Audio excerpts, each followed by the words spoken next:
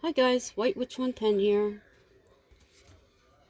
Just thought I'd bring you up to speed with some of the stuff I've been doing. And I would love to thank all of my new subscribers. It's very much appreciated. Very much appreciated. Now, I hope I don't miss anybody. I have Erica was here, Captain Jack Scrapper, Nona Grace, the Northwoods RV Life, Mike and MJ's RV Adventures, Good Time Campin', Older and Wiser, Ninjas in Fur, Christopher David Lawson of NEPA, and Out West Homestead, and Lori's Crochet Corner 2. Thank you all for becoming subscribers.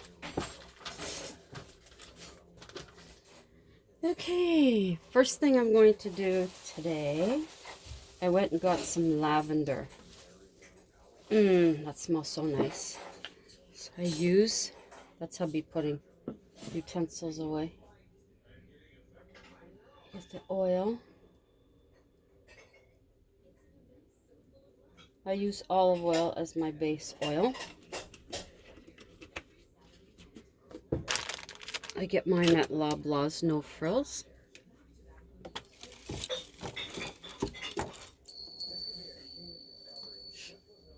I'm not sure how much to put in, so I'm just gonna put what I think would be good. Whoa! I am making a beautiful mess everywhere. Hey. That in there. I think that would be good. I get these at the Bulk Barn. Now that I know they have them there, I can actually make some nice sachets with these.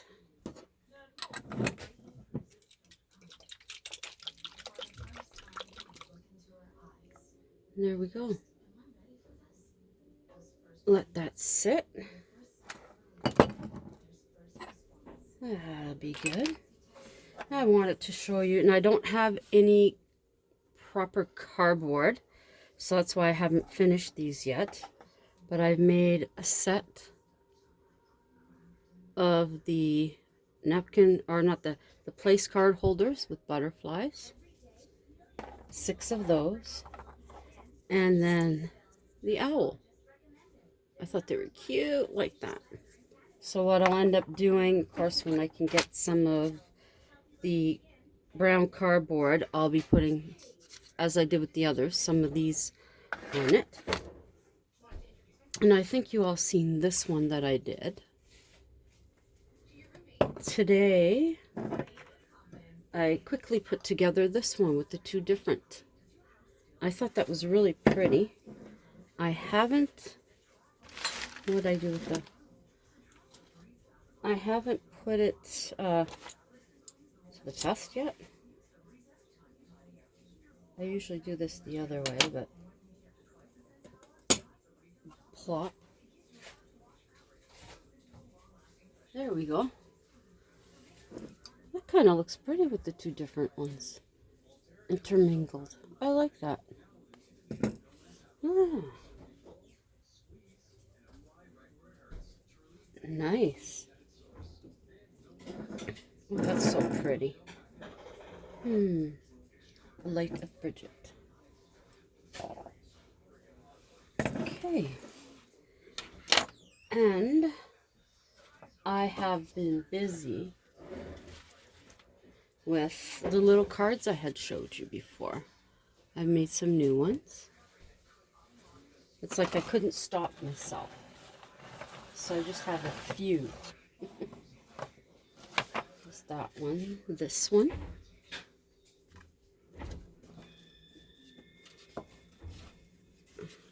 Orange. I'm not sure if I showed you that one before. The pink. Oops, one of the little guys fell. Okay. Yes, this was the pink one that I showed you that I made. So you know that one. That's the blue one. There's a green. A little brown. I went into one of my buckets and found some old felt that I had. So I thought that was cool. There's one with a feather. I'll have to look out my other small feathers because when they fall on my balcony or I find them, I usually pick them up. So I'd like to add a feather to that one. There's another one. The mouth went a little nuts on that one. My hand is a bit shaky. And then that one. This one. I still have to sign these. And there's that one. So that's quite a few. I believe I have, how many left to do? 1, 2, 3, 4, 5 left to do. And then they'll all be done. So that's what I did today besides hubby and I going out. Oh yes. I don't have the names, sorry. I bought this crystal. This one's for healing. It's a bead shop that hubby went to check and see if they have the beads that he wants. It's another one. I do have that large, this is the bloodstone. I do have that new book that I got, and then this one, you can see the yellow. And I had given a friend at work the shell I had for saging, so I got myself one today. Isn't that pretty? They actually have a stand for it to sit in, so I think the next time we go, I'll get that stand so that this, so it has a spot to sit. Okay, I'll go put these back. This isn't one that hubby made. This is one that he picked up today, but he used to make these. So he went to get the beads and such and the feathers, but unfortunately they didn't have all the beads that he needs. So he's gonna have to source them out. And there's the pins. So he'll be making these at some point in time. This one's been there for a while at that store. But there you go. This is a photo that either hubby or I took at Mud Lake Britannia Conservation a few years ago. Bring it in a bit. Isn't that beautiful? We won't be set. Well, actually, in some cases, we're not saying that anymore right now. We don't have a lot of snow like you see here, but we're still getting very tired of it. We've had a pretty good winter. Very few days have been extremely cold, so let's hope it continues that way. Our winterlude started off today. Hubby and I had running around to do, so we didn't go check it out. But hopefully next weekend everything stays nice and we'll be able to go and check out our friend who's in the ice dragon boat race. So this evening I'm going to tell you one of the stories, the facts, is regarding Cherry Hill House in Mississauga, Ontario. Now, in the 1900s, spiritualists gathered at this private location. They placed their hands on a planchette, resting on a homemade Ouija board. They asked Spirit for a response in regards to it being there. Quickly, the planchette moved to yes. They then asked for a name. The Spirit spelled out 2 feathers. After this, a gust of wind went through the room, blowing the candle out, and the spirit and the spiritualists fled. Cherry Hill House is the oldest surviving home in Mississauga.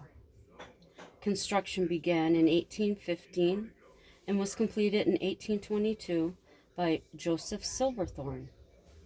Joseph and his wife Jane had 9 daughters and 3 sons. One child died at birth. Joseph passed July 12, 1879. Jane followed that same year in November. Their daughter Augusta was the sole owner of the house in 1907. She passed away on December 10th of that same year. The house was left to her nephew, William Roman. William was drawn to spiritualism.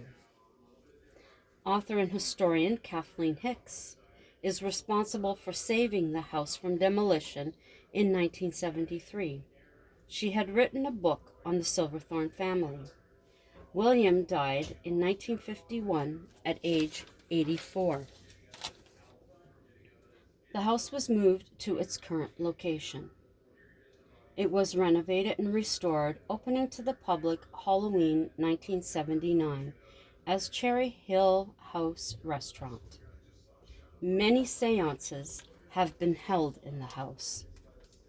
In 1973, before the house was moved, the first paranormal sighting happened.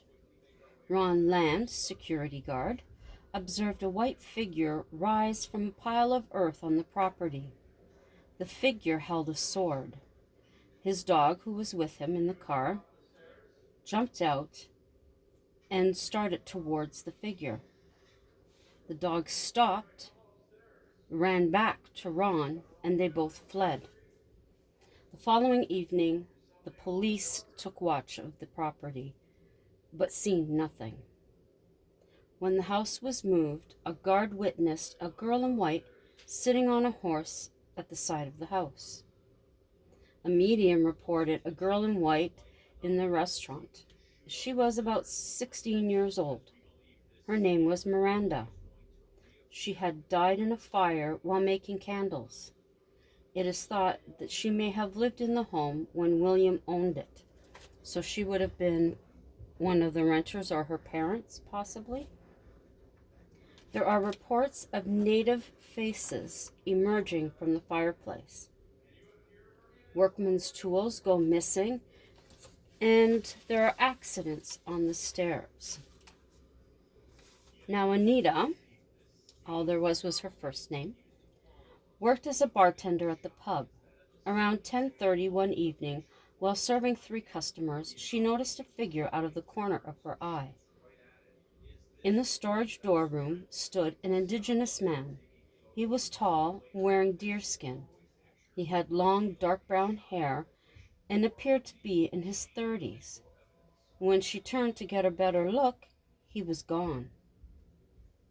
A couple with their mother-in-law, were having a meal seated by the fireplace.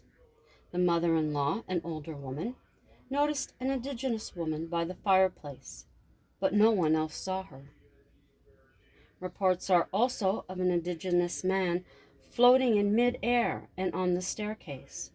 One staff member reported their shoulder being touched, and when turning around, found an elderly indigenous person behind them.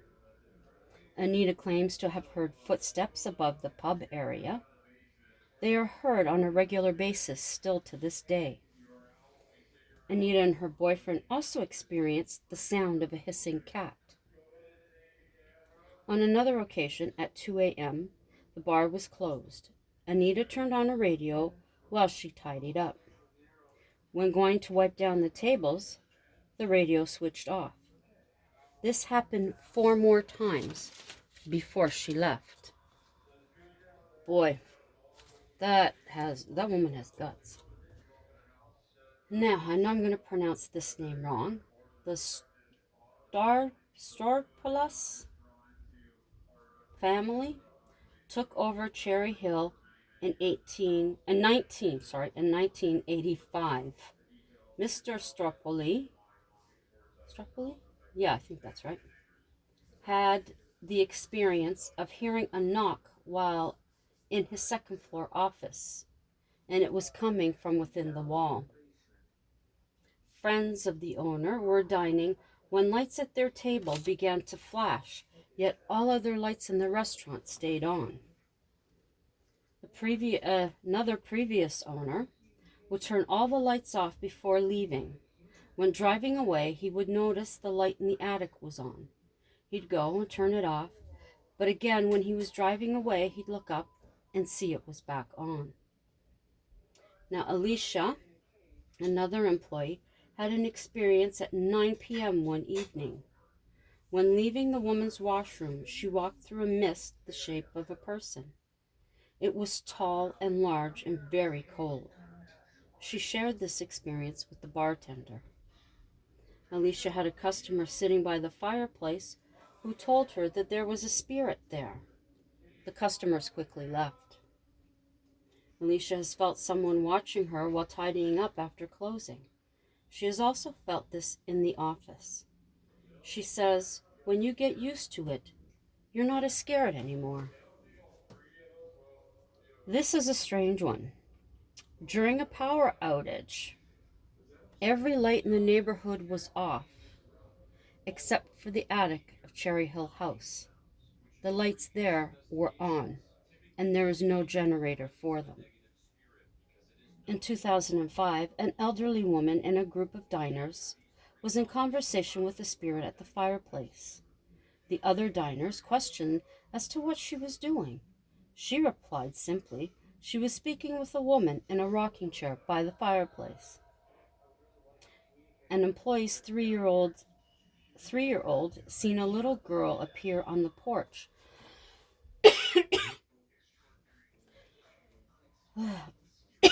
Sorry. She began speaking with him. When his mother entered the car, he told her about the little girl, but the mother could see no one on the porch. At Halloween, a patron used the men's room. While at the urinal, he felt someone watching. He turned to find an indigenous person in traditional clothing. Upset, he confronted the manager, who informed him no one had a costume like that. Now, Mickey and Arlene took over the restaurant. During their renovation, a psychic informed them Joseph Silverthorne was not happy. A male psychic visited and informed the bartender there were 3 spirits there. 2 were protecting the employee. He requested to see the second floor bar under renovations. He then told the bartender the spirits were angry and that he had to leave. The psychic has never returned. Now, staff had an MP3 player that they would use disappear, and it was never seen again. Items are known to be moved around. 2:30 a.m., a member of the staff heard a table being upended in the dining room upstairs. She heard the silverware land on the floor. She did not investigate.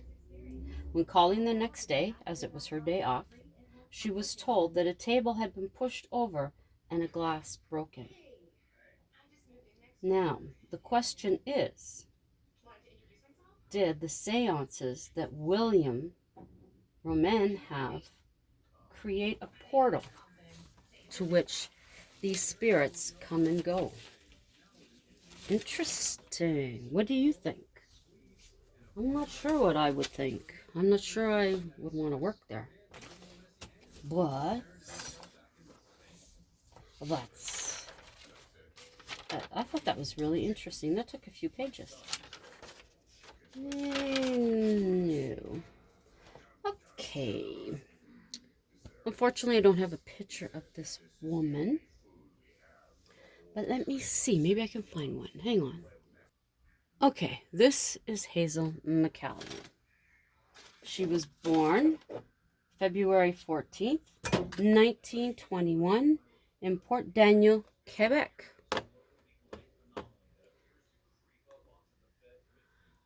This woman is someone you don't want to mess with. She was the fifth mayor to the city of Mississauga, Ontario. She served from 1978 until 2014, November 30th.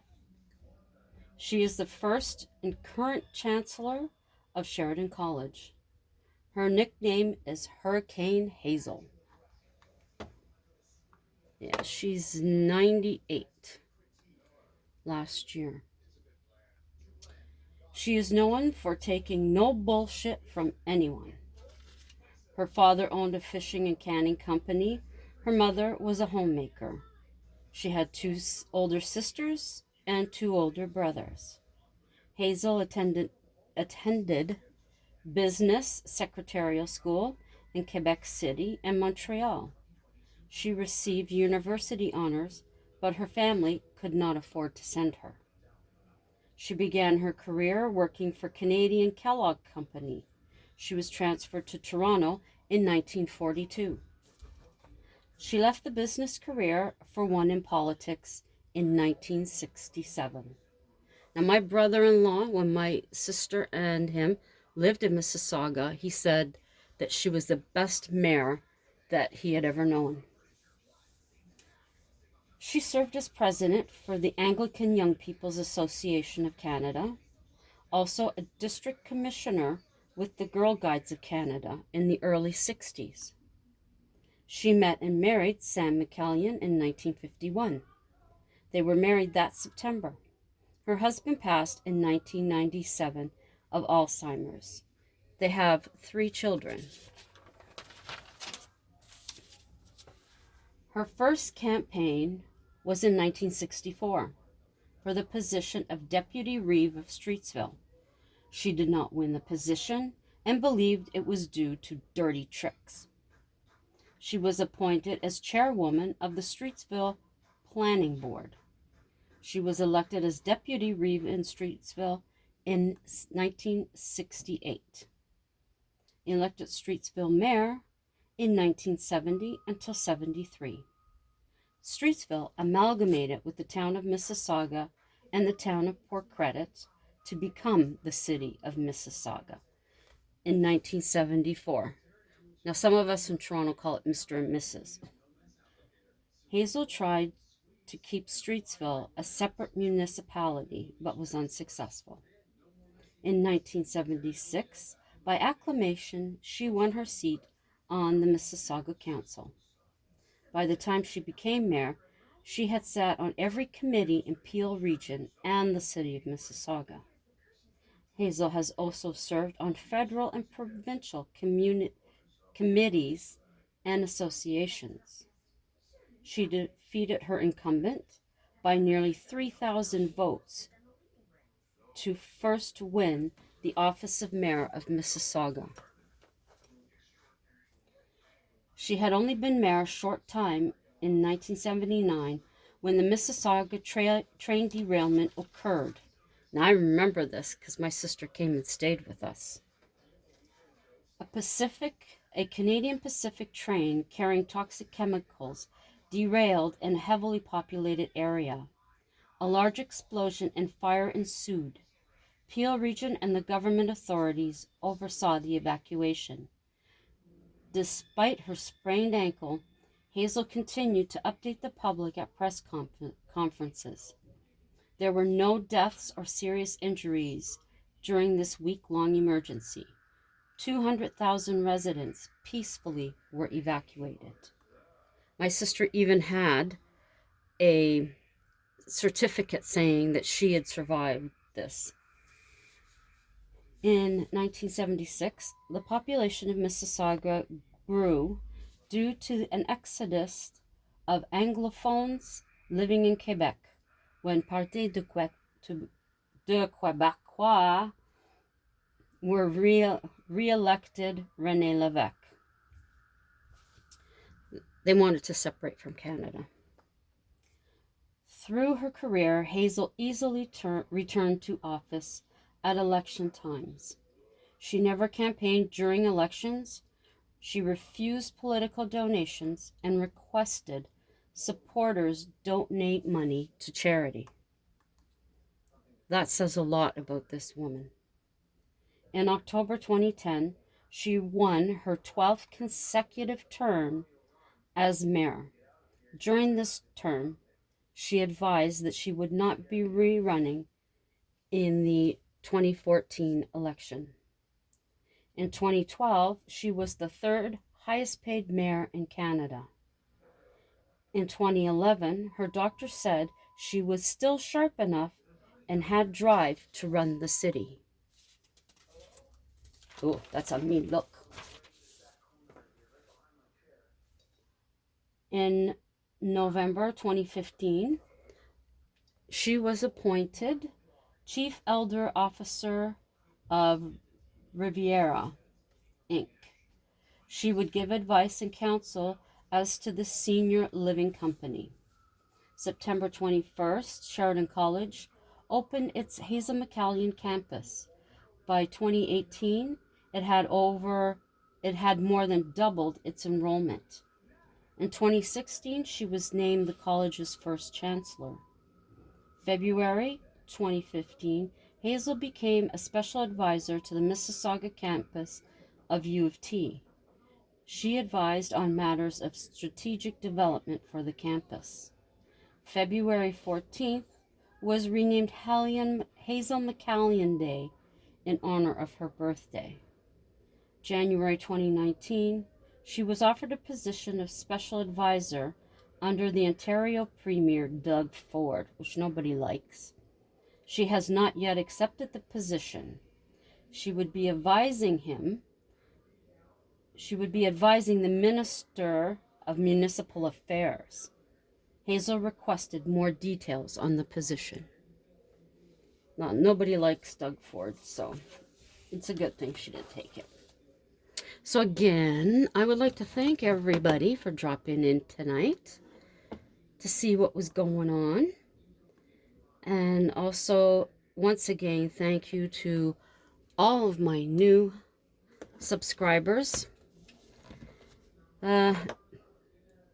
To anyone who's passing through right now, check out my other videos. Thumbs up if you like them. Leave a comment. Now, once again, my comments, I see them when I go in to reply to them. Some of them are not there. But I do see, please, I do see your comments. It's just some of them, for whatever reason, they don't show up when I click in to answer them. Share it out, yeah, if you think anybody be interested in any of the other videos I have. Think about subscribing. Hit the notification bell so you'll know when I upload. So have a rest of the great Saturday evening. Hope you enjoy the Super Bowl tomorrow. Husband's going Chiefs. I'm going 49ers only because I remember when I was a kid hearing 49ers. So we'll see what's up. So until tomorrow night sometime, ciao for now.